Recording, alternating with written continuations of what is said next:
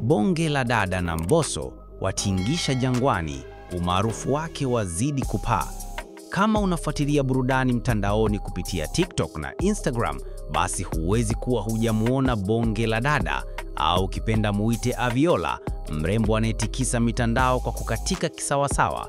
Umaarufu wa Bonge la Dada ulianza kulipuka pale aliposhiriki video vixen na dansa kwenye wimbo maarufu wa Mbosso uitwao Aviola, ngoma ya mahaba kali iliyovuma ndani na nje ya nchi.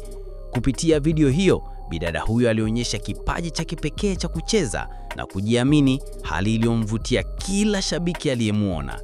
Baada ya video hiyo, jina lake likawa gumzo, mitandao ikamchukua, redio zikamfuata, TV zikamwandika na mahojiano yakaanza kumiminika. Sio hayo tu, pia amepata nafasi ya kupiga show kwenye majukwaa makubwa, akiwasha moto kila sehemu anayoenda.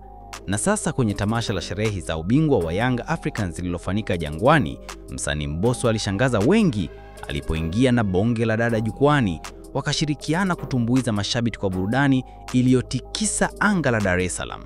Watu walienjoy kwa shangwe, mitandao ikachafuka, na tena jina la Bonge la Dada likapaa zaidi. Ingawa baadhi ya wakongwe na watu wa dini wanaonekana kukunja uso kuhusu mitindo ya uchezaji wa bidada huyu, vijana na mashabiki wengi wanaonyesha mapenzi makubwa kwake. Wanasema ana kipaji, ana jusari na anajua kufanya kile anachokipenda kwa kiwango cha juu. Sasa tunakuuliza wewe msikilizaji wetu, ungemshauri nini Bonge la Dada? Unadhani afanye nini zaidi kukuza kipaji chake?